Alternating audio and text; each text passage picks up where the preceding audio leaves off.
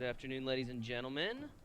From here at the Westgate Resort and Casino, welcome to coverage of the APA 9-ball shootout here in Las Vegas. This event brought to you, of course, by the American Pool Players Association as part of the APA Pool Player Championships that have been taking place all week here. I'm your host, Jason Bowman. I'm joined by legend of the sport, Hall of Famer, striking Viking, the lovely Ava Mattia Lawrence, here to call play-by-play for us.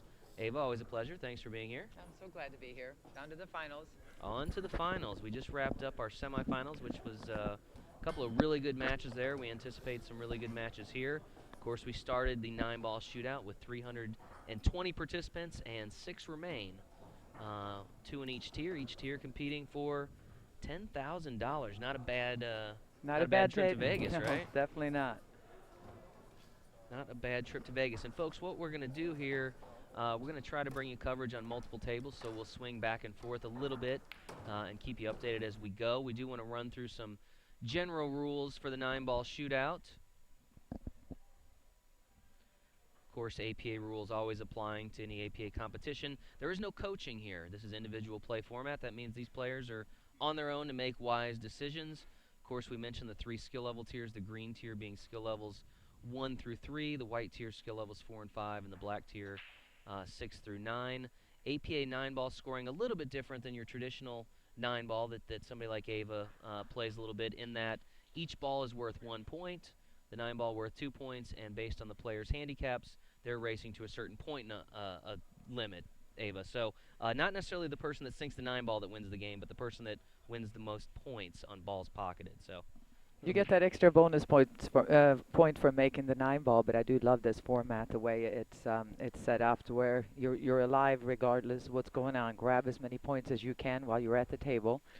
And we want to remind everybody too that even though you have the set brackets, players can go up or down as the tournament goes on, and obviously these players that have made it this far are playing at the top of their game. Yeah, so and I think we're going to see that too. I think in the green tier where we have Ron Ekman from California and Michael Rich from Fort Walton Beach, typically that skill level tier is going to be 1 through 3. You've got Michael, who is a 3, and you've got Ron, who at some point in the tournament has gone up to a 4. So he started the tournament as a 3 and has gone up, which is not uncommon, obviously, when you're continuing to win your way to the championship, right? Exactly, and same thing between Hannah and Paul on table number 9. Hannah is a 4 in the 4-5 bracket, and Paul has gone up to the 6 during the tournament from his great play. And that's going to be an interesting match, so that's going to be a very different point race between those two players. Right, it looks like Hannah's going to need to get to 31 points before Paul gets to 46 points, so we'll keep an eye on that match. And then, of course, in the black tier, we have from Bakersfield, California, Brian Parks going against Cale Bork from Breaux Bridge, Louisiana. Cale being a skill level 8, needing 65 points. Brian being a skill level 9, needing 75 points. So they have their work cut out for them. Looks like they've already gotten underway. You are currently looking at the black tier match featuring Brian and Cale. Brian is at the table in the red shirt. And he has a shot at this 2-ball. Just going to have to jack up the cue a little bit to hold the cue ball, draw it back a little bit for the 3. Big opening for him. Got a little straighter on this 3-ball than he would like. I'm not sure he can force the cue ball up to play the 4 in the same pocket, so he may have to shoot the 4-ball down in the opposite corner if it passes by the 7. If not, he may be looking at a 4-7 combination. We're going to see what kind of angle he has. And we saw Brian dominate, for lack of a better term, in the semifinal round. So and his break was really working, yeah. So that made a big difference. He kept control of the table and really played strong from there. So we'll see if he can keep that momentum going. It looks like early on he's not starting out right. Yeah. Not starting out very well there. He tried to come all the way up. He didn't even look at that 4-7 combination. Instead, he tried to force the cue ball up and create an angle that really wasn't there. So he's going to have to go to the defense here early on in the rack. Brian, of course, is a name that some players may recognize. He's a 3-time U.S. amateur champion. He's also won the 9-ball shootout here 2005, 2006. So he's a very accomplished billiard resume.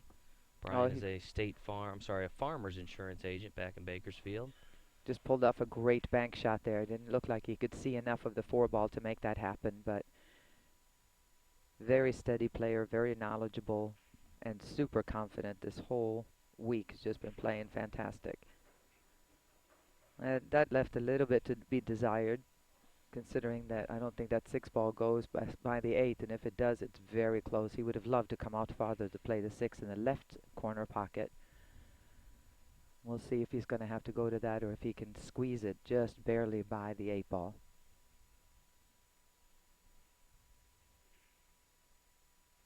All right, made it off the 8. Yep. Well done.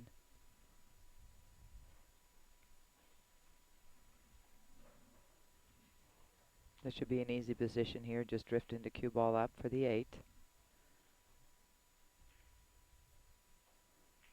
Good speed. Perfect. And I think this rack needs to be, it's going to end up being in Brian's slot here. Go ahead. I believe it's going to be 10-0 for Brian. He drops the 8 ball. Should have no problem on the 9 ball. Looks like he has picked up right where he left off in the semifinal rounds. Opens up an early 10-point lead over Cale Bork. I'll take you over to table 9, which is the white tier. We got Hannah Martin and Paul Schinkel. Of course, Paul at the table currently has opened up what appears to be a small lead. Of course, he has to race to 46 points before Hannah can get to 31. Paul started this tournament as a 5, Right. and his play has brought his skill level up to a 6. And so far, what we saw earlier a little bit in the semifinal and so far in this final match, he is living up to that. Yeah, and it's worth noting after each round when these scores come in, the handicap review committee evaluates these players and plugs in the scores. So those scores can change. They don't typically change a lot, but they're looking at after each round Right. to ensure that everybody's where they need to be. So And automatically, once the scores are put in, even if nobody looks, that was a major mistake right Ooh. there, scratching in the corner pocket. And what a break for Hannah. But I was going to say about Paul, I mean, just putting the scores in and they come back out, even if nobody has looked at it, he could have gone up just because, like you said, Shooting after well. each round, the tournament staff is doing a fantastic job here, keeping track of everything, inputting every single match after every single round. And if you're already hovering from a 5 to a 6, then chances are playing Right. at that level that's going to bring you to the finals is possibly going to bring you up. So we're back to table 1, which is the black tier, and you're seeing Cale Bork at the table. Cale looking to get some momentum here. Move that 8 ball a little bit, but Brian said don't worry about it, just put it back where it was. Oh, that was a big mistake by Cale right there. He had a chance to have an easy shot on the 2 and just came back way too far.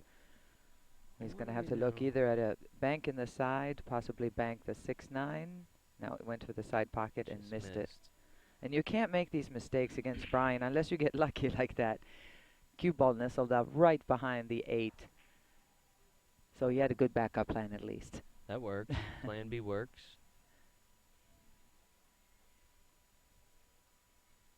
And that was something we didn't see a lot in the semifinals from Brian's opponent. I mean, Brian generally had an opportunity to shoot each time he was at the table, and of course, with a player of his caliber, when he gets that opportunity, he's gonna pocket quite a few You balls. bet. But I don't think I've ever seen an amateur or a pro win a tournament without having some luck on their way. Sure.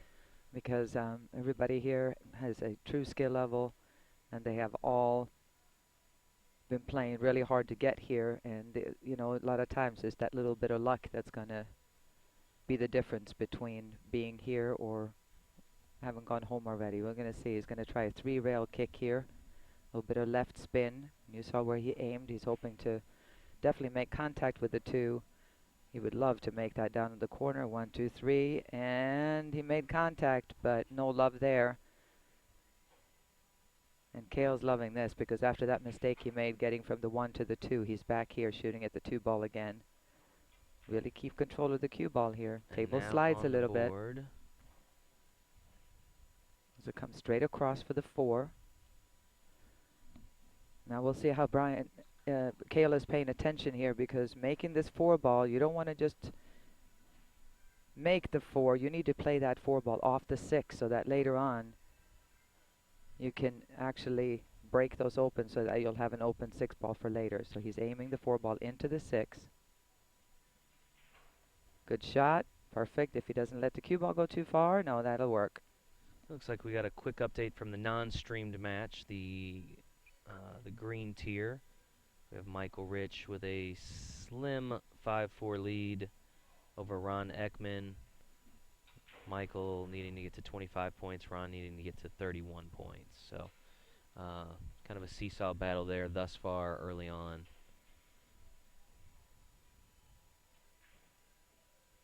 And it looks like Cale has loosened up a little bit, Getting a got little some momentum, confidence yep. going, you bet. He needs this. He doesn't need Brian to not only get way ahead, but when Brian gets ahead, he gets that confidence going too, and then he starts playing really smart, really a lot of safeties, and really holds on to that lead. So very important rack here for Cale. Ooh. All right, now you need to think about this a little bit because you can't do much with the cue ball, the fact that he's jacked up over this, so just don't get too close to the 9. There's 6 pockets.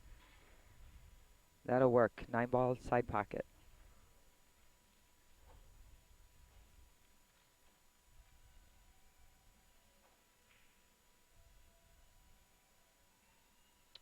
So a nice response by Cale Bork there in that second rack.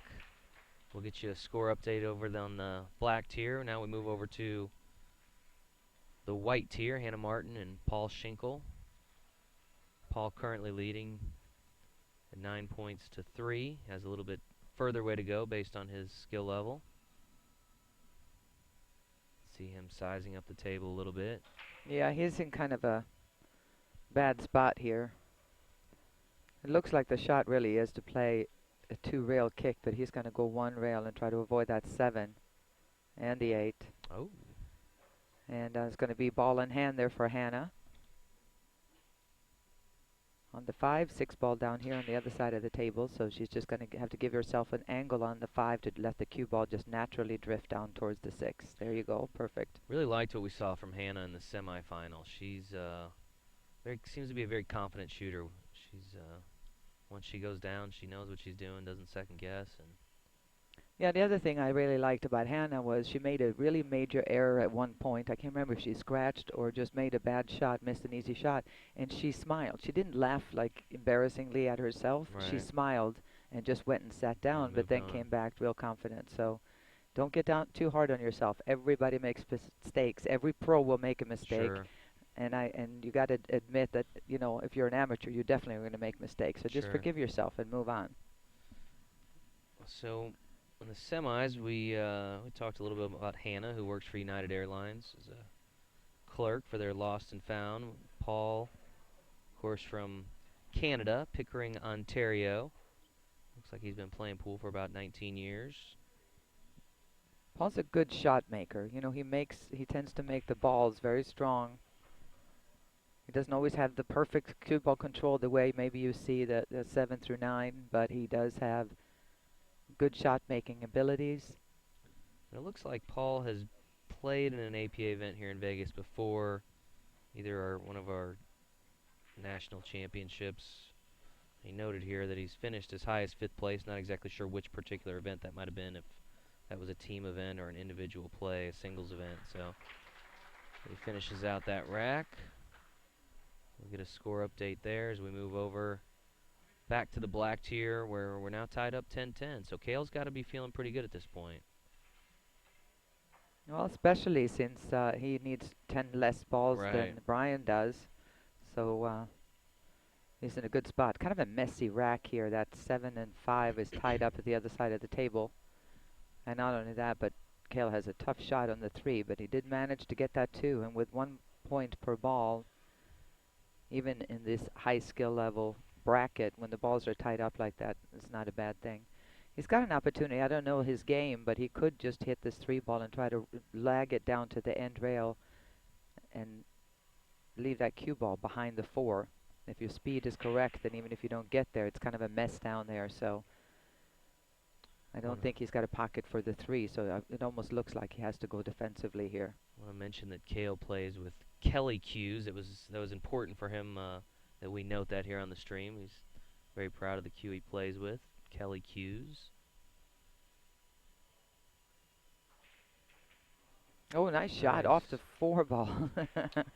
You know, what do I know? I didn't not even see that coming. Yeah, a That little was a hard, great play. right, and a little hard from the vantage point we're at. We're maybe 30 feet off the table to the side of the table here in the championship arena, so sometimes we can't quite see the angle, but it And looks now good here. looking at the actual table as opposed to the monitor, I wonder, I think that 5 ball may go if he gets all the way up there. No, wrong angle.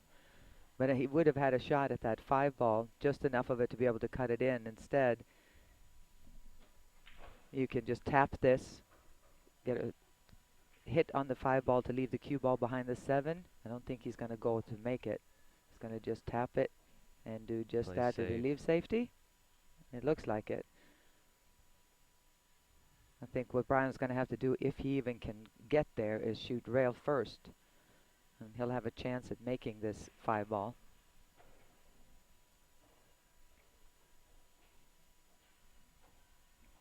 Really put on an exhibition in his semifinal match. It was fun to watch him play. Super confident. The table opened up on his break, and he just kept control of the match. Broke, ran out a Very couple of smooth. times.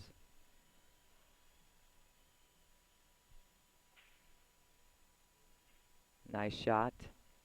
Made it. Is the cue ball going to get up high enough? Yes, no problem. Beautiful Very shot. nice. And 7, 8, 9 shouldn't be a major problem for him. All the issues on that table have been solved.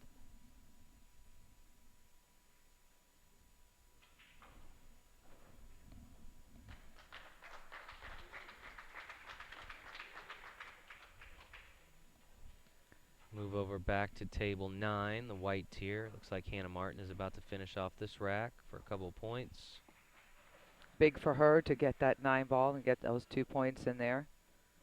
She doesn't want to get Paul to get too far behind, even though she has a shorter race to 31 where he has to go to 46. But she just wants to keep reminding him that she's very much here and very much here to play. I anticipate this is going to be a close match based on what we saw earlier and the fact that I think Paul has just moved into that 6th tier or skill level, which sometimes, means that he was just teetering off of a 5 and has played well. So we'll see how he handles that change.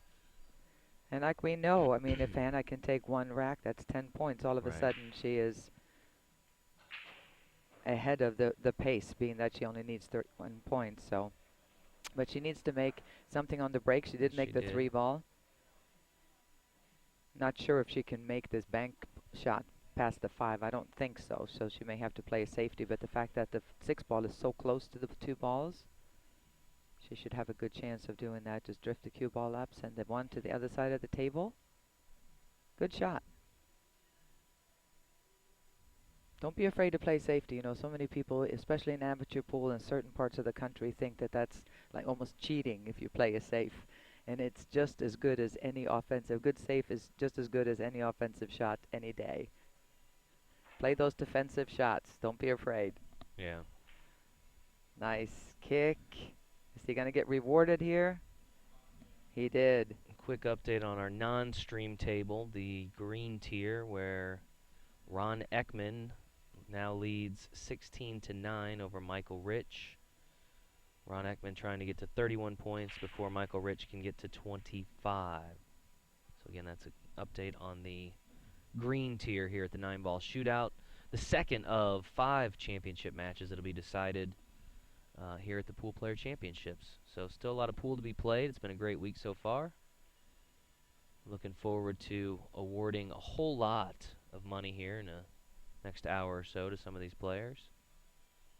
Just first place prizes in these equal $30,000, and that's just for first. That's second is 5,000 each. So right. and you get 3,000 for third, and you go all the way down the line. I think sometimes there's a misconception that only first place gets a payout. We pay out all the way down the ladder. So I think to the tune of over $600,000 at this particular event. And you got to remember that, I mean, this is, how many sports do you see where there's actual payout? In a lot of different sports, that most sports in amateur, that you're not allowed to put out payout money. Right. So there's an excellent opportunity for people who may have started later in life in pool, may not quite have had um, maybe the time or the talent to be able to make it all the way to the pros, may just play to have some fun, but to be able to come here and play at this level, at this professional, looking event, the field here is as good as any pro event that you can go to. Very well run. A lot of players come here as fans of their friends who made it here from all over the country, playing the Mini Mania tournaments. It really is just a big giant pool party. Yeah. Pool extravaganza. Oh, sorry. Is what we like to Yeah, call it. okay, sorry. Extravaganza. All right, here we go with ball in hand for Paul. Let's see if he can just some high on the cue ball here, follow the cue ball straight down for the 4.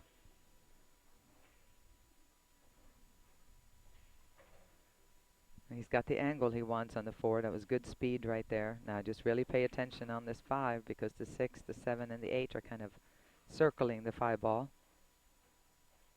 That's about as perfect as you can hit that ball.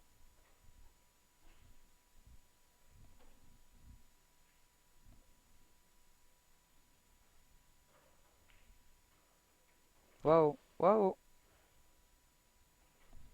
Again, like I said, Paul, really good shot maker. Lets the cue ball get around a little bit too much, which is to be expected if you are skill level 5, 6. Paul has 19 years of pool playing experience, so looks like he's played a few matches in his time. He doesn't look too nervous. No, he doesn't look like the stage he is too big. just kind of gets down, makes that shot. Again, cue ball control issue here. Right. Looks like actually that cue ball nestled up and is actually frozen to the 7. Now, if it is frozen, he may want to have, or Hannah may want to have a referee come and look at this. If the balls are frozen, he can shoot through it without worrying about a double hit. And you just saw her turn around and ask for a referee to take a look. So. Anytime that you have any worries about something going wrong, don't be afraid to have a referee come up and just take a look at it. He may be able to throw this in. Now I think it's too straight into the rail. I don't think he can throw it, so will be interesting to see what he chooses to do here.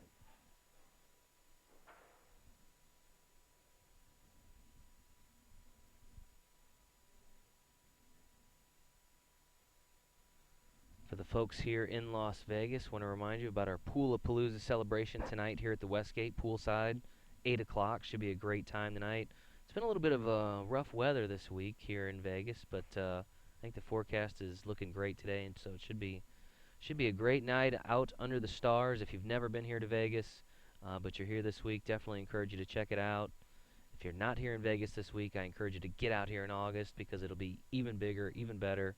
And we do 2 pool parties, right? 2 pool parties. One is not enough in August, so. Well, I think the weather gods were nice to us. That fact that the one night that we're having taking the whole party outside, right. that we got the perfect weather, and it's supposed to rain tomorrow too. Wow. So. Rain in Vegas. What is that? I have not seen weather like this in the 16 years I've been coming Unbelievable. out here, so. But you know what? It's even better reason to stay inside and play pool. Right. So it's all good. And play pool they do. We've got about 2,200 participants here this week. That's not including those that may have just come from or it's come to play in the Mini Mania events, which of course any APA member can play in with enough match scores, so you don't necessarily have to qualify for the Mini Mania events. You can come out and play on the grand stage here in Vegas. Again, we see some great shot making here by Paul. Cue ball Very control nice. gets away from him once in a while, but he does make balls.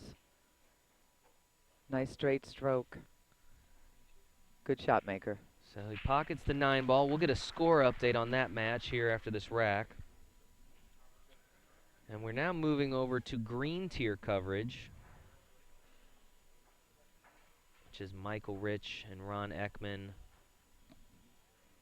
Michael looks to be pretty close. Yeah. 2 points away. 2 points away. Ron, things are not going Ron's way here. And did he just line up that 1-9? He sure did, and I don't believe that Michael can hit it.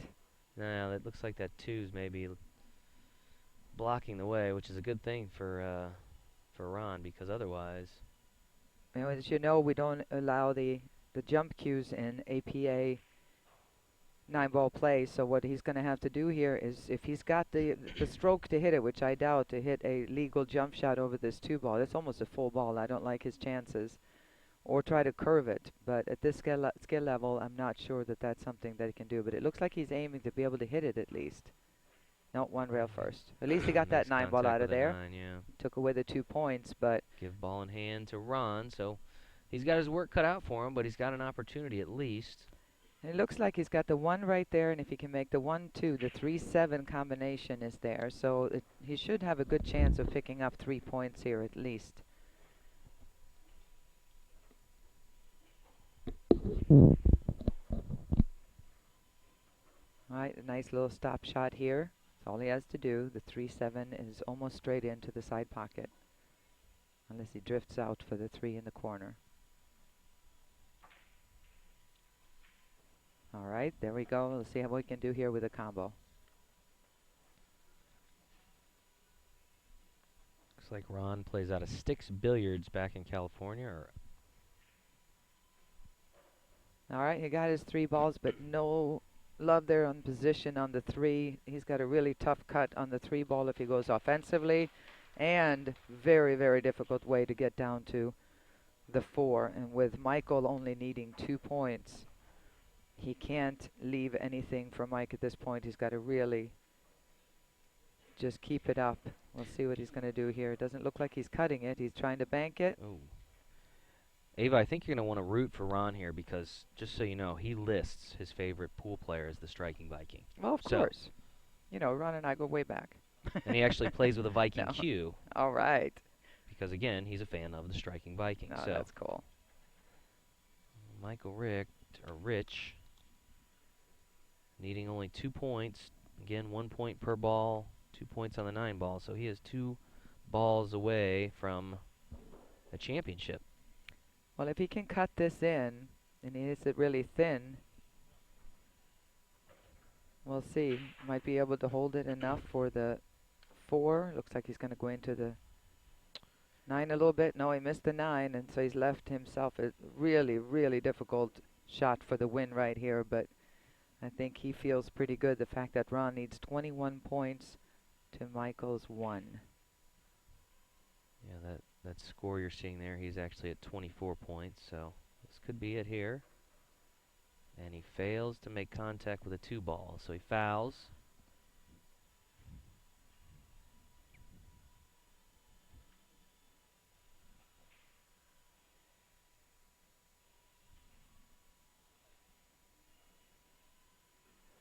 All right, see if he can make this come up for the 5 ball. We'll see what kind of angle he gets here. I do believe he's got enough room to get by the 9. Obviously, the combination is there as well. And Ron says, I'd rather have 2 points now than 1 and have to worry about position and all that. Move on to the next rack. And he jumped up sky high. But look at this. This will help. Keep going. Well, not only made the 5, but he's got perfect position on the 6. And if he can just roll the cue ball down here, nice speed to get on that 8. He doesn't have to do anything to get on the 9. It's not over till it's over. Watch out for the scratch. Shot. Ron Ekman still alive.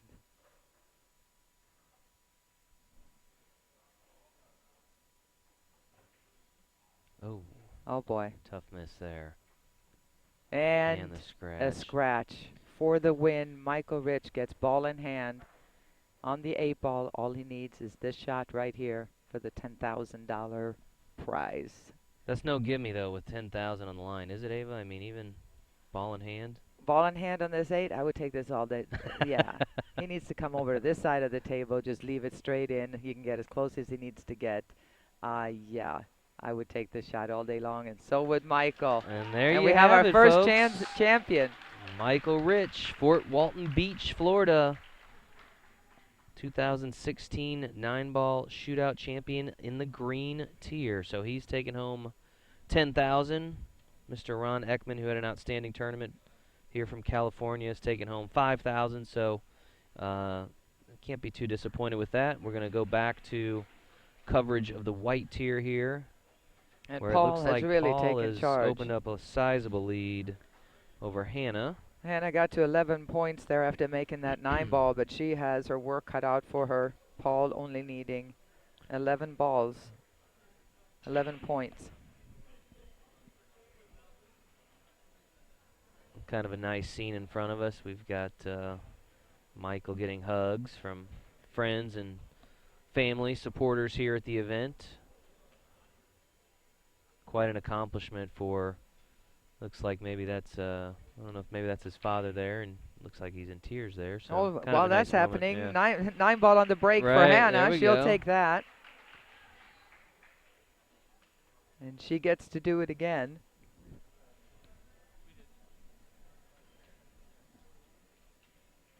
So rack 'em up again, Paul. Hannah's still at the table and breaking again. We'll go back to black tier coverage. Brian Parks and Cale Bork. It's pretty Locked much in a pretty dead tight. heat. Yeah, this is maybe the best match here, at least thus far, the finals. Closest match, I should say. Considering the difference, the fact that Brian's a 9, Cale's an 8, and what they are racing to, this is about as close as you're going to get right here. And nice little touch there, kind of a twofer. And I do believe he's left himself a shot on the 2. What is he going to do here on the 4? Can he get it over enough? Yeah, plenty of room to make this 4 ball. Let's put a nice smooth draw stroke on it here. Come back up for the 5.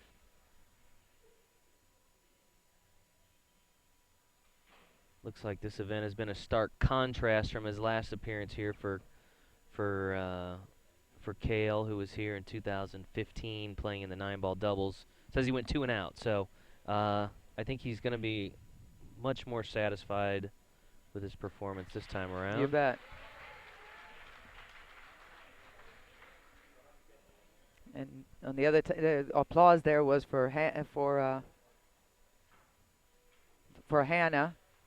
who made a combination on the 9, and she's not going without hanging a fight. in there. That's right. She's not going without a fight. No, she's putting her foot down, going, "This is not going to happen this way. I'm still in it." So, ooh, flirting with things there. Cale will take that. Nice shot, and he's got these 4 points left on the table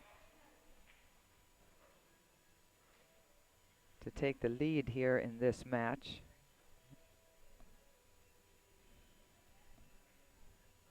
Like you said, we watched on the other side a semifinal match before. We watched Brian Parks play, and he just owned that match. And to see Cale here, he's just stepping up, going, "You know what? Very impressive. All your reputation aside, I'm here too." All right. We'll switch back over to Hannah and Paul. Looks like I don't think Hannah has a shot on this 1 ball here. yeah. She could possibly cut it backwards into the side pocket. The 5 is blocking the corner from her scratching. Yeah, she tried to do that. That'll work. Make that 5 ball. And is she going to get got a little luck? an extra? So she's managed to pull back into this match here. Now needing only 10 points. And Paul needing 6. She's picked up her pace too, Jason. What I like is that she was really playing with some speed and aggression here in the first match, really going for it. And short of that shot right there, that's really been working, that she's picked up the pace, figuring, well, you know, it's seemingly over, but I'm not giving up yet. She got it within 10 at this point.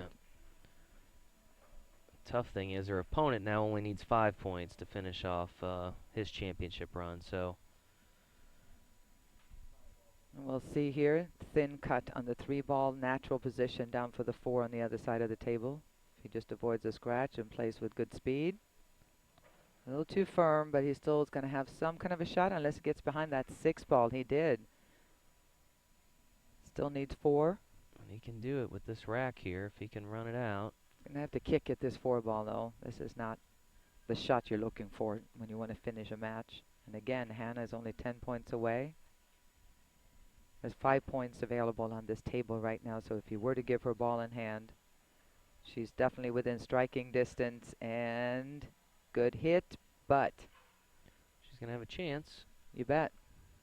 We saw her making a lot of these shots in the semifinal match earlier. She doesn't have to do anything with the cue ball. Just make this Follow through. And she did. Is she going to get a shot on the 6? Oh, wow. Ooh. That was cold. Yeah. That was cold. Tough to tell from this angle, but it looks like she's behind that 9 ball too much, isn't she?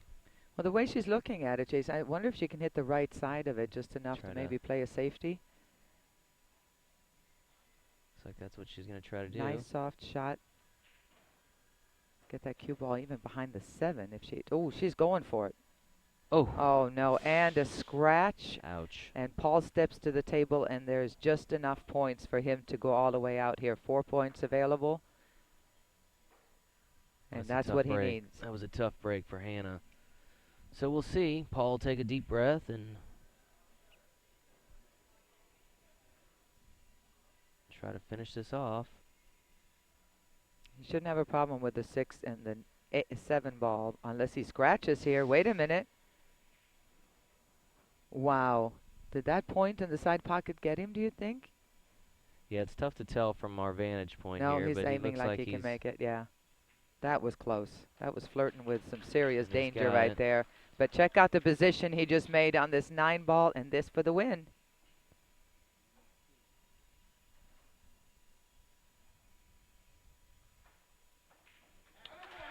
And there you have it. Paul Schinkel, Pickering, Ontario, Canada. Your 2016 9-ball shootout champion in the white tier. Great fight, though, by Hannah. Fantastic tournament for her, and what a comeback. It was really looking good. A couple of bad breaks there at the end stopped her run from winning the $10,000 first place. But yeah, $5,000 for second is not so bad. Yeah, that's it. That makes it a little easier to sleep tonight, I think. That's right. So, really great run for both them, as well as everybody who made it to this final day of competition. You bet. You know, to make it this far in this kind of tournament where you start with 320 players and to be some of the last left standing is always a huge accomplishment. So, one match to be decided, folks. You're seeing an overview shot here of the championship arena. Now we'll move into the black tier. Looks like Brian has pulled back ahead. Of course, though, he needs an extra 10 points based on his skill level of 9. And tomorrow at 1 o'clock is when we have the wheelchair challenge semifinals, I believe, We correct? do, yeah. We've got more streaming coverage coming at you the next few days. Oh, 9 ball on the break there. That didn't hurt. That was a powerful break. 3 balls on the break, including that 9. And this is what we saw from Brian in the semis, where his break was just phenomenal. Be here 1 o'clock tomorrow. That's 1 p.m. Pacific time for the semifinals of the APA Wheelchair Championship. And, of course, we'll follow that up with coverage of the finals at 3 p.m. And then tomorrow evening, we got a doubleheader tomorrow. We do. We got a doubleheader? Okay. Yeah. 9-ball doubles championship tomorrow evening. That begins at 7 p.m. with semifinals and 8:30 p.m. for the finals. So lots of pools still to be played. We'll be streaming all the semifinals and finals, so make sure you tune in. Just make sure you note, though, I know there's a lot of folks back on the East Coast watching, so those times we mention are Pacific Standard Times. That's right. And besides a lot of great pool, you know what it means for you and I, don't you, the whole doubleheader thing? Yeah? It means headphone headache. Okay. Headphone headache. Yeah. Means early to bed. Yeah, there is that. That's tough to do in Vegas, though. You're telling me. We finished up our streaming last night of the 8-ball doubles championship around, what, 10:30, 10 o'clock, and I stopped in the casino for a bit and then went straight to bed. So up bright and early for coverage this morning. And that 9-ball goes again. Brian. All Kale can do is sit there. But again, that's one of the things that I like about our format is that instead of it being devastating when somebody makes the 9 on the break and let's say a race to 7 or 9, all that is 2 points and you rack the balls up again. Right. And move on from there. So it feels good. It helped. Those 2 points, 3 points obviously help if you make another ball. But on the other hand, it's not as devastating as if you just won an entire rack by making that 9 on the break.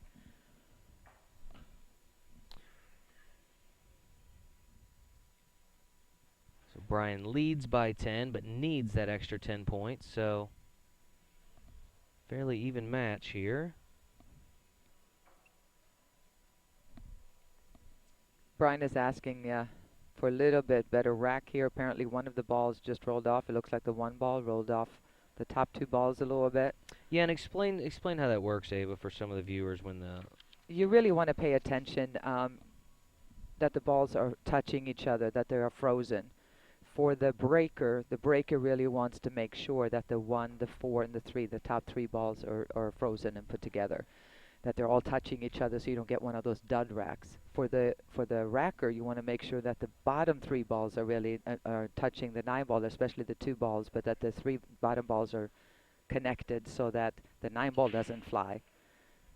And this time, in a perfect rack, the 9 ball really shouldn't move hardly at all. right, which it didn't look like it moved much there, but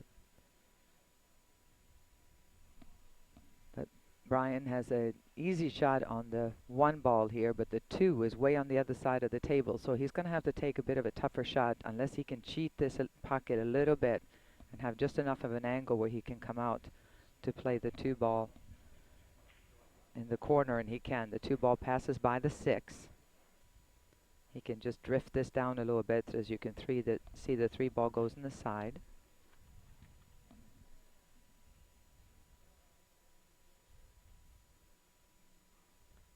A lot of great players. I got to give a shout out to my Coastal Carolina APA players. I know some of them are watching today. and you've got some of them here in Vegas, right? I do You've have got a some whole of them. As soon contingent. as I'm done here, I have Billy Eno is playing in the wheelchair event.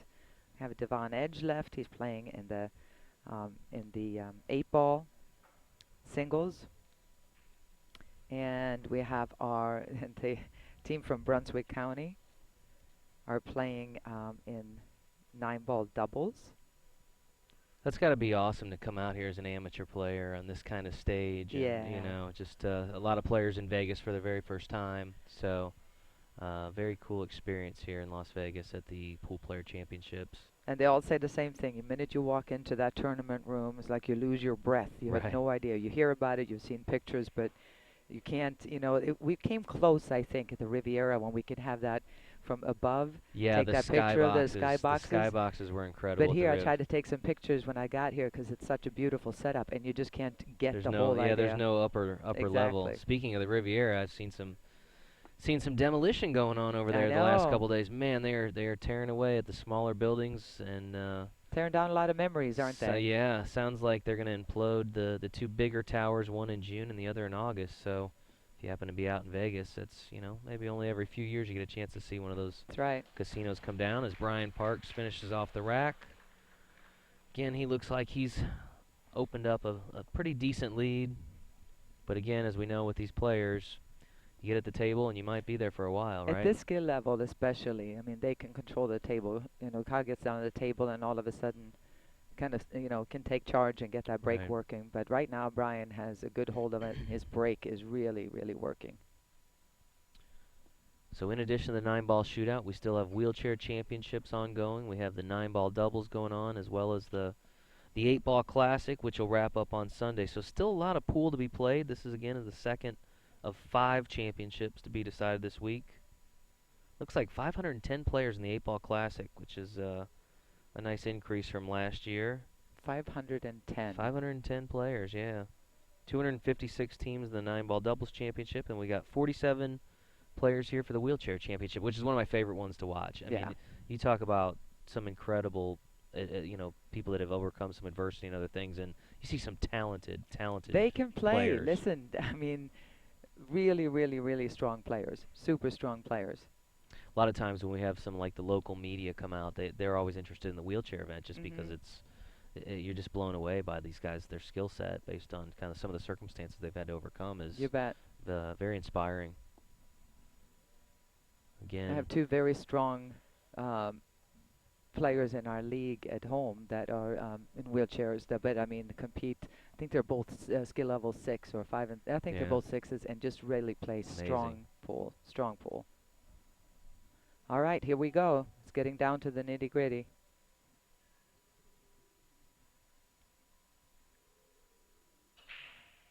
A break and run here from Brian would be devastating to Cale. I mean, that he could pick up 10 points, but it's not going to happen because he failed to make a ball on the break that time, and Cale is back at the table he's again. opened the door.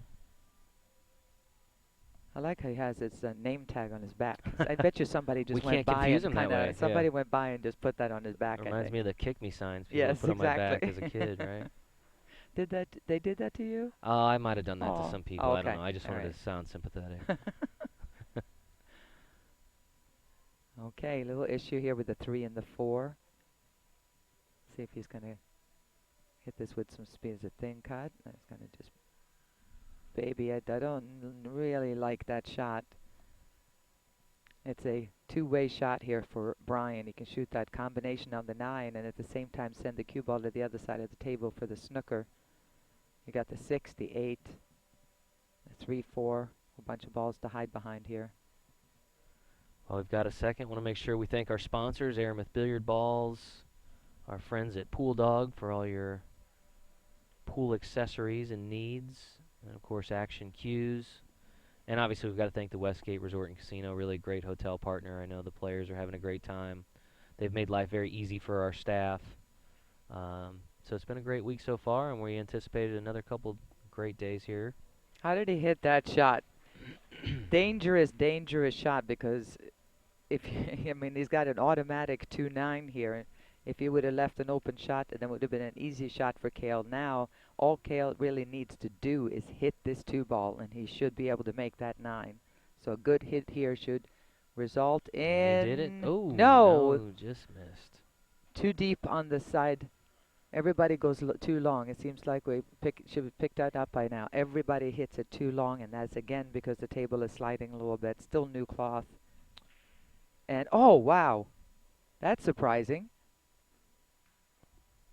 A little apology from Brian there. It's part of the game. Yes, sir. Just like if you miss a ball and you snooker somebody, equally a part of the game. So the fact that you don't call balls, that you don't have to, you don't have to actually have to call that. You get lucky and miss and leave somebody snookered either. So little apology there for Brian for getting lucky, but no reason to. You might as well just regroup here, take advantage of it. Rules work the same both ways. You bet. And again, that's pretty typical, right? At the pro level as well. It's of course. You're going to get lucky sometimes, and then you're going to get one. The other person will. But it's like I said, a ball going in the wrong pocket is no more luck than if you miss and leave me completely snookered behind something. So it's just part of the game. It rarely does that on a regular basis determine who's going to win a match. Sure. Because if you look back, you missed or you dogged something earlier on that you shouldn't have. So, all right, here we go. Brian at the table. 4 points left.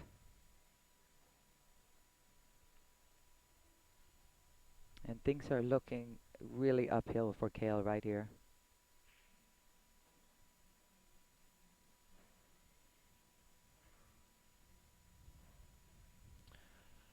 It's interesting. I've seen Brian play on both 9-foot and 7-foot tables, and he looks like he adjusts pretty well. I know it's easier to go from the 9 down to the 7, but when you see him in U.S. Amateur Championship competition, same way, very methodical, doesn't make many mistakes. And for those of you who have never played the USM, it is played on 9-foot tables. Right. That's one of our, I shouldn't say one of our, it's our only event that's open to APA and non-APA members. Right. That's the U.S. Amateur Championship that's held in the fall in November in Tampa this year. Of course, the entry window is open right now. You can go to usamateurchampionship.com and look at how you can sign up to participate in a preliminary round that'll be held in September. Maybe qualify for the championships round. Might run into a guy like Brian there. A lot of really great players. One of my favorite events. Yeah, there's no handicapping in that particular event. 9-foot tables. Some of the best sportsmanship I think you'll ever see in an event. It's really a very unique event. So if you're a higher skilled player and you're interested, usamateurchampionship.com, check it out. Entry window will be open till June 15th. All right, another one of those rare times that Brian did not make a ball on the break, but it looks like his, like I said, things are going his way on top of it, the fact that he's playing great. But here you go, 3 balls right in the middle of between the cue ball and the 1. This would have been a great opportunity for Cale if he would have had a shot to be able to get back into this match, but now he's going to have to go Defensively, he may have to go rail first, I think. Oh, he tried to go, yeah, he tried to go rail first, but it's no, nightmare. Nightmare. Yeah, you can see some visible frustration now from Kale. Um, And the table has plenty of points for Brian to take this championship right here. right, needing only 8 points. There's 10 on the table. Again, 1 point per ball, 2 points for the 9 ball. Now needing 7 points, so that's APA 9 ball scoring.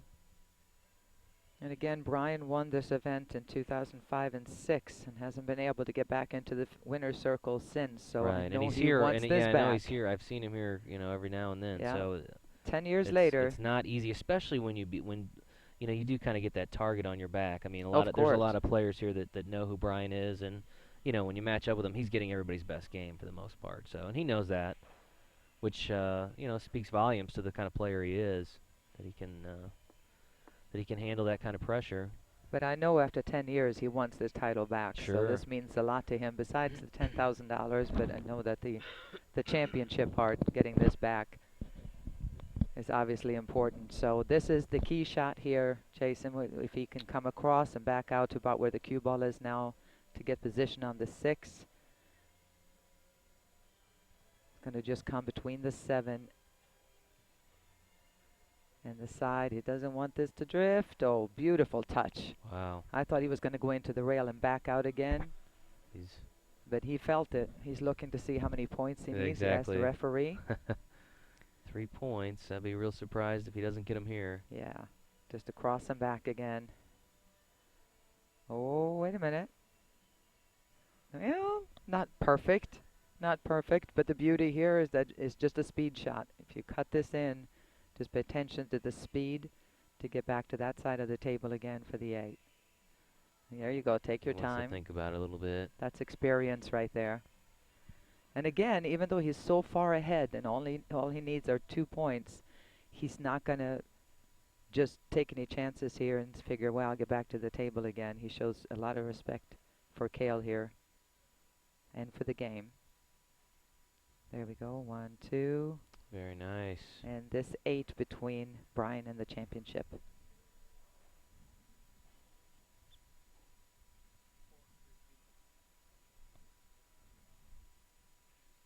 And Brian has put the match away, folks. Your 2016 9-ball shootout champion in the black tier, Bakersfield, California, Mr. Brian Parks defeats Cale Bork from Brobridge, Louisiana. Cale will have to settle for a $5,000 prize package. I think he'll be okay with that. I think so, yeah. Yeah. I would be okay with it. So, thanks for joining us, ladies and gentlemen. Again, tomorrow, tune in, 1 p.m. Pacific time, 4 p.m. Eastern. We'll have the semifinals of the Wheelchair Championship, followed by the finals. And then tomorrow evening, starting at 7 p.m. Pacific, 10 p.m. for those of you on the East Coast, we'll have the 9-ball doubles championship. So a lot of great pool still to be played. We appreciate you joining us and tuning in. If you'll excuse us now, we're going to go hand out some big checks, some big trophies, and a whole bunch of money. And we will see you tomorrow. All right. Take care, guys. Thanks. Thanks.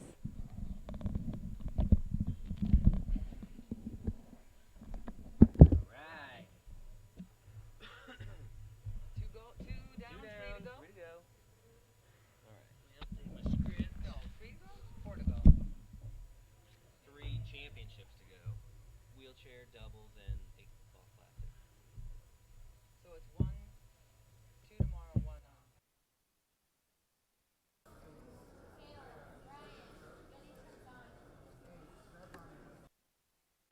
Thank you. I think we're, Yeah, well, you make it this before. You make it so easy. Yeah, but it's like we've been doing it together. Yeah.